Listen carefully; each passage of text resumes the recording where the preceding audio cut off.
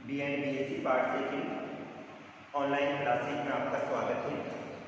आज अपन अध्ययन करने ग्रामीण बस्तियों के प्रकार।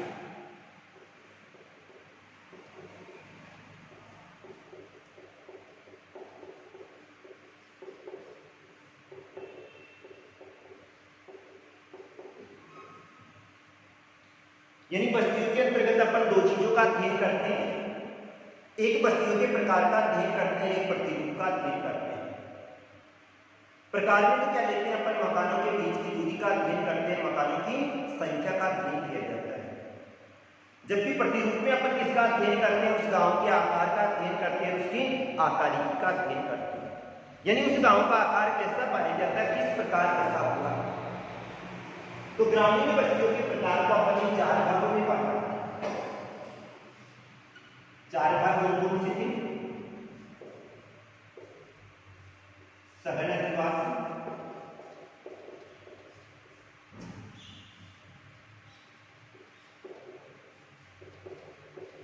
संयुक्त अधिवासी,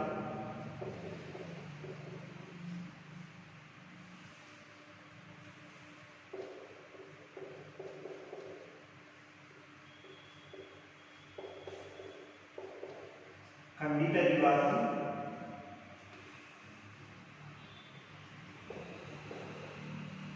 और प्रकीर्ण अधिवासी।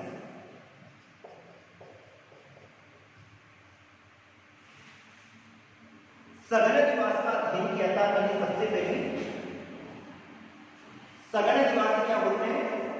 सघन अधिवास इनको सकेंद्रित अधिवास भी कहा जाता है, पुंजित अधिवास भी कहा जाता है, आकेंद्रित अधिवास भी कहा जाता है, सहज बस्ती भी कहा जाता है। इन अधिवासों में मकानों के बीच की दूरी कम होती है। मकान जैसे होंगे, इन मकानों के बीच की दूरी क्या पाई जाती है? कम पाई जाती है। और मकानों की संख्या भी क्या पाई जाती है? अधिक पाई जाती है। मकानों के बीच की दूरी क्या होगी? कम होगी। मकानों की संख्या क्या होगी? अधिक होगी। ये लोग सामाजिक प्रवृत्ति के होते हैं। और जब सामाजिक प्रवृत्ति के होंगे तो सुख दुख में एक दूसरे की क्या करते हैं? सहायता करते हैं।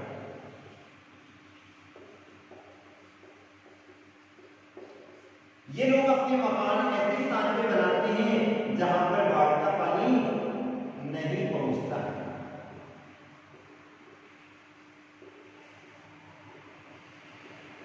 अर्थात सुरक्षित स्थान पे मकान का निर्माण करते हैं। और कहां पे करते हैं? समतल मैदानी क्षेत्रों में इस प्रकार के निवास का निर्माण किया जाता है। या फिर बात में जहां पर घाटी वाले क्षेत्र पाए जाते हैं। और घाटी में भी क्या होनी चाहिए? समतल भूभाग होनी चाहिए। उन क्षेत्रों में ये लोग अधिवास का निर्माण करते हैं। दूसरी बात आती है संयुक्त अधिवास। इनको अर्ध सघन अधिवास भी कहा जाता है। क्या कहा जाता है? अर्ध सघन अधिवास भी कहा जाता है। इन अधिवासों में क्या होता है? मुख्य बस्ती के साथ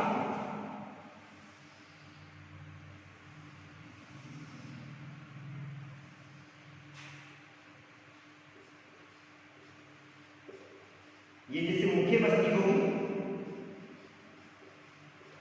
मुख्य बस्ती के साथ में एक या दो कुएं जुड़े होते हैं।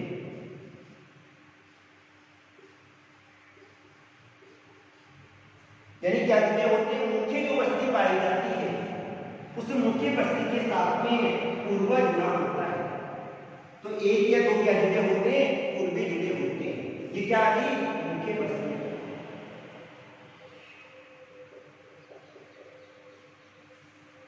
यानी संयुक्त अधिवास जिसको क्या कहा जाता है? अर्ध सघन अधिवास भी कहा जाता है। इस अधिवास में मुख्य बस्ती के साथ में एक या दो कुएं जुड़े होते हैं। अधिवास की सबसे छोटी इकाई क्या होती है? पूर्वा होती है। पूर्वा के बाद में गांव, गांव के बाद में कस्बा, कस्बे के बाद में शहर, नगर, महानगर, विश्वनगर, सन्नगर, इस प्रकार से आता है। यानी मुख्य बस्ती के साथ में दो पूर्वी, इन पूर्वों को नंगला भी कहा जाता है और ढियानी भी कहा जाता है। तो संयुक्त अधिवास का मतलब होता है ऐसे अधिवास है जिसमें मुख्य बस्ती के साथ में एक या दो पूर्वे जुड़े होते हैं, लेकिन समस्त पूर्वों को प्रशासनिक इकाई के आधार पर एक ही माना जाता है। समस्त पूर्वों को प्रशासनिक इकाई के आधार पर क्या माना जाता है? एक ही माना जाता है। इन प्रत्येक पूर्वों में अलग अलग जाति के लोग निवास करते हैं और इनके कार्य भी क्या होते हैं? अलग अलग होते हैं। अलग अलग जाति के लोग निवास करते हैं तो इनके कार्य भी क्या होते हैं? अलग अलग पाए जाते हैं।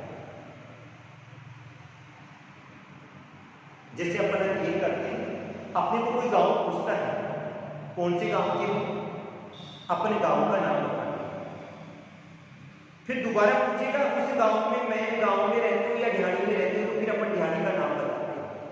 वो ढियानी अपना क्या होगी? पूर्वा। तो संयुक्त अधिवास में मुख्य बस्ती के साथ में एक या दो पूर्वी जुड़े होते हैं जिनको प्रशासनिक इकाई के आधार पे एक ही माना जाता है, जिनमें अलग अलग जाति के लोग निवास करते हैं और इनके कार्य भी क्या होते हैं? अलग अलग होते हैं। तीसरी बात करें अपन खंडित अधिवास। खंडित अधिवास का मतलब होता है ऐसे अधिवास जो कि टुकड़ों के रूप में बटे होते हैं। टुकड़ों का मतलब वह अधिवास जिसमें मुख्य बस्ती के साथ में, ये मुख्य बस्ती आ गई,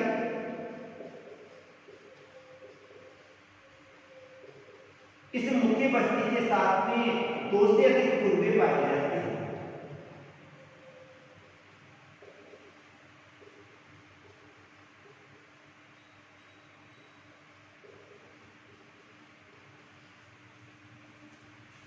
यानी खंडित अधिवास ऐसे अधिवास जो कि टुकड़ों के रूप में बटे हुए हैं क्या कहलाते हैं?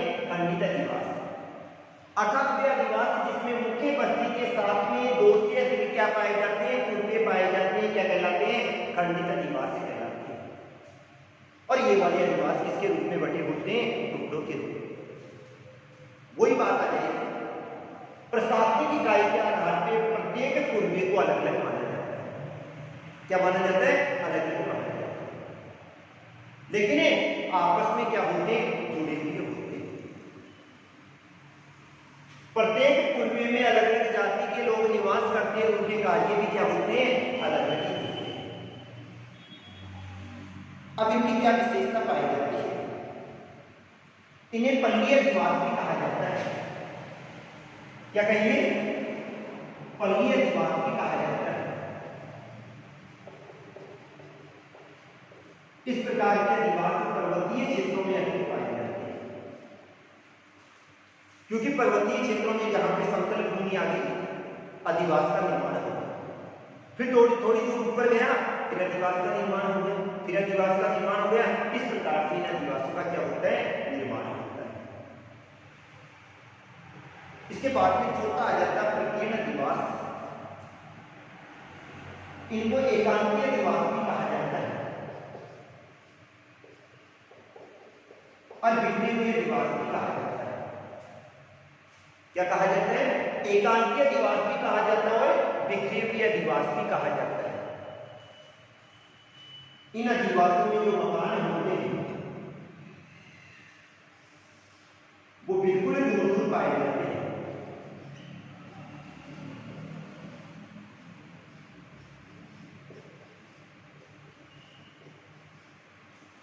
अर्थात मकानों के बीच की दूरी अधिक होती है, मकानों की संख्या क्या होती है? कम होती है। प्रकीर्ण अधिवास जिसको एकांकीय अधिवास भी कहा जाता है और बिखरे हुए अधिवास भी कहा जाता है। मकानों के बीच की दूरी क्या होती है? अधिक होती है और मकानों की संख्या क्या होती है? कम होती है। इस प्रकार के अधिवास या तो उन क्षेत्रों में निर्मित होते हैं जहां पर मानव निवास हेतु अनुकूलतम दशाएं क्या पाई जाती है? कम पाई जाती है। इस प्रकार के अधिवासों का निर्माण या तो उन क्षेत्रों में होता है जहां पर मानव निवास हेतु अनुकूलतम दशाएं क्या पाई जाती है? कम पाई जाती है। या फिर बाद में उन क्षेत्रों में निर्मित होते हैं जहां के लोग कृषि कार्य करते हैं। क्या करते हैं? कृषि कार्य करते हैं। अतः बस्तियों के बीच वाले क्षेत्र में खेत होते हैं। कृषि फार्म हाउस पे लोग मकान बनाते हैं और दूर दूर मकान होते हैं, बीच में क्या होते हैं? कृषि फार्म हाउस। या ऐसी दशाएं होती है जहां पर मानव निवास हेतु अनुकूलतम दशाएं क्या पाई जाती है? कम पाई जाती है।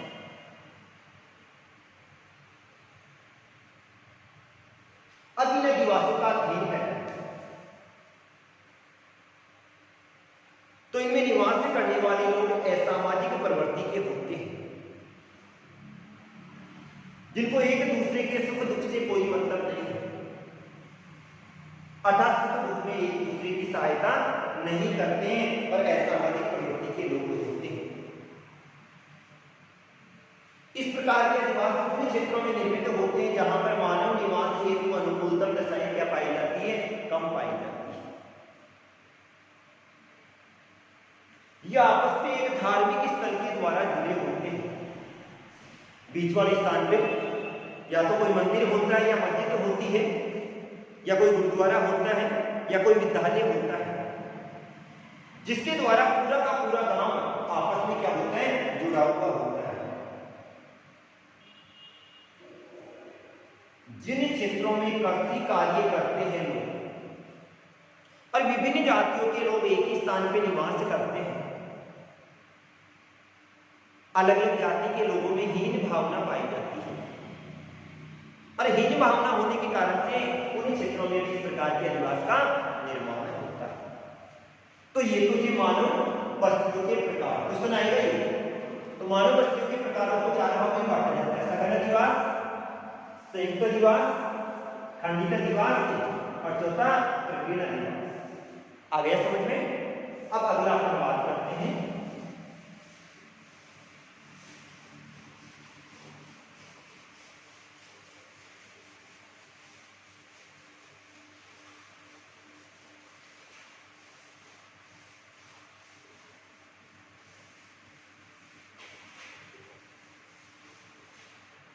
मानव बस्तियों के प्रतिरूप।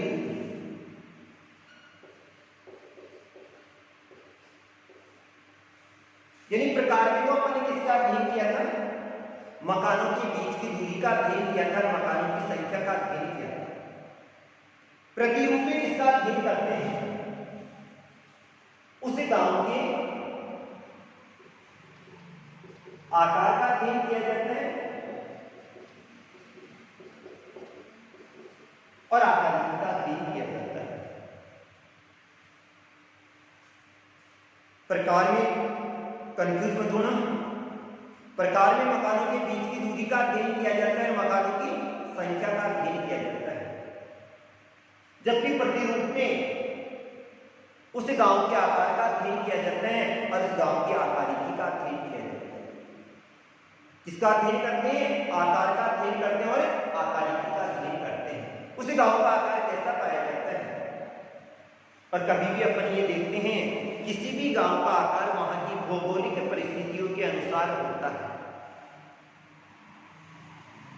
इस आधार पे अलग अलग प्रतिरूप पाए जाते हैं। सबसे पहले आता है रेखीय प्रतिरूप।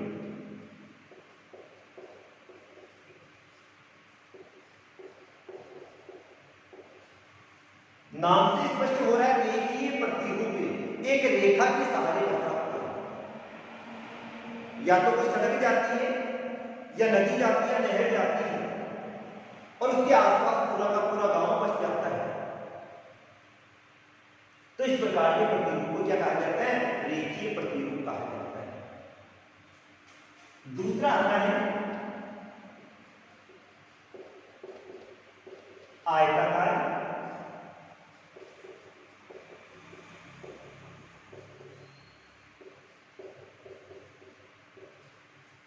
या चौक पट्टी प्रतिरूप। इस प्रकार का जो प्रतिरूप होता है वो आयत के समान होता है,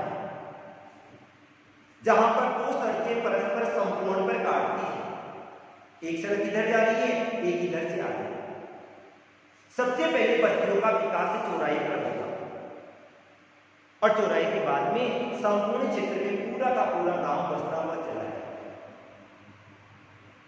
और एक आयत के समान बच जाता है, जिसको क्या कहा जाता है? आयताकार प्रतिरूप। तो रेखीय प्रतिरूप हो गया, आयताकार प्रतिरूप हो गया,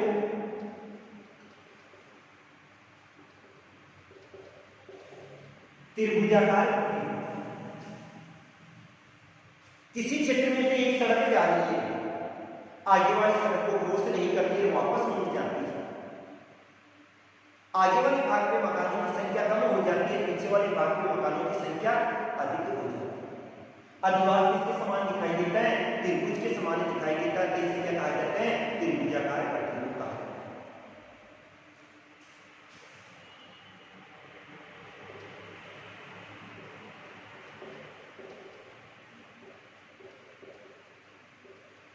इसके बाद में आता है वर्ताकार प्रतिरूप। वर्ताकार प्रतिरूप जो कि किसके समान दिखाई देता है? वर्त के समान दिखाई देता है। अर्थात गांव के मध्य भाग में या तो कोई चौपाल गृह होता है, या कोई मंदिर होता है, या मुखिया का मकान होता है, या कोई वटवृक्ष पाया जाता है, या कोई तालाब पाया जाता है, या कुआं या बावड़ी पाया जाता है। तो पूरा का पूरा गांव उस वर्त के चारों ओर बस जाता है। तो इसे क्या कहा जाता है? वर्ताकार प्रतिरूप कहा जाता है। इसके दो भाग हो जाते हैं। दो भाग का मतलब एक नाभिकीय प्रतिरूप और दूसरा निहारिका प्रतिरूप। गांव के मध्य भाग में क्या पाया जाता है? पांचवा आ जाता है अरीय प्रतिरूप।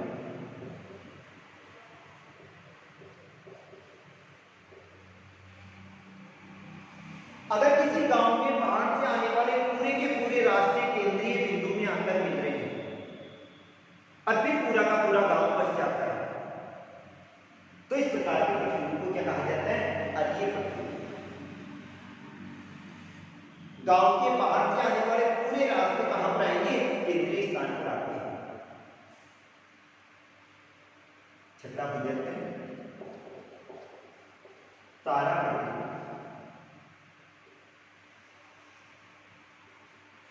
यानी अरीय प्रतिरूप का विकसित प्रारूप क्या कहलाता है? तारा प्रतिरूप। अब गांव के बाहर से आने वाले जितने भी रास्ते हैं वो कहां आकर मिलेगी? केंद्रीय स्थान। प्रत्येक व्यक्ति की सोच ये होती है मेरा मकान रोड पे होना चाहिए, तो लास्ट में मकान रोड पे बनते हुए चले जाते हैं और एक तारे के समान दिखाई देते हैं। तो इस प्रतिरूप को क्या कहा जाता है? तारा प्रतिरूप कहा जाता है। इसके बाद में आता है तीर प्रतिरूप।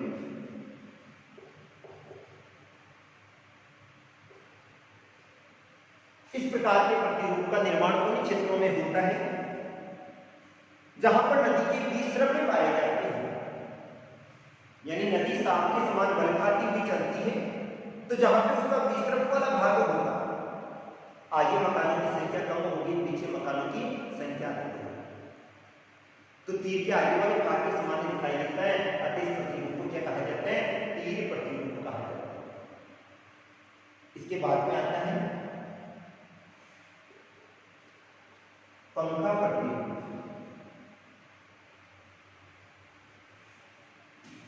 इस प्रकार के प्रतिरूप का निर्माण नदियों के समतल मैदानी क्षेत्रों में होता है। पहले लोग नदी के पास पास मकान बनते हुए चले जाएंगे और जैसे ही नदी का डेल्टा वाला क्षेत्र आएगा, डेल्टा वाले क्षेत्र के पास में मकानों की संख्या क्या हो जाती है? अधिक हो जाती है। और इस प्रकार के प्रतिरूप को क्या कहा जाता है? पंखा प्रतिरूप कहा जाता है। इसके बाद में हो जाएगा सीढ़ीनुमा प्रतिरूप। इस प्रकार के प्रतिरूप का निर्माण कहां पे होता है? पर्वतीय क्षेत्रों में। पहले गांव का विकास नीचे वाले क्षेत्र में होगा, फिर धीरे धीरे गांव ऊपर की ओर बसता हुआ चला जाता है, एक सीढ़ी के समान बस्तियों का विकास हो जाता है। अतः इस प्रतिरूप को क्या कहा जाता है? सीढ़ीनुमा प्रतिरूप कहा जाता है। पहले नीचे बसेंगे, फिर ऊपर की ओर, फिर आ जाते हैं ब्लॉक या चौकोर प्रतिरूप। इस प्रकार के प्रतिरूप का विकास या तो मरुस्थलीय क्षेत्रों या उन क्षेत्रों में होता है जहां पर चोर डकैत या लुटेरों का डर रहता है, तो गांव के बाहर एक चारदीवारी का निर्माण किया जाए और फिर बाद में क्या करते हैं, गांव का विकास करते हैं।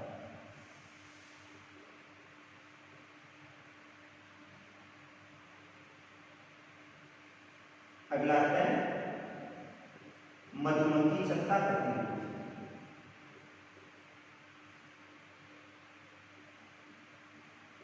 यानी मधुमक्खी के छत्ते के समान दिखाई देता है।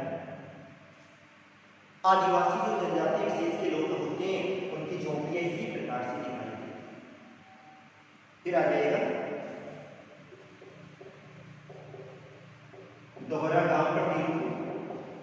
यानी जिस गांव के दो केंद्र पाए जाते हैं, जैसे गांव पहले बस गया, फिर नदी आ गई और नदी के बाहर दूसरा गांव बस गया, गांव के एक ही गांव के दो केंद्र हो गए, क्या हो गया, दोहरा गांव प्रतिरूप। और तीसरा आता है अनाकार प्रतिरूप।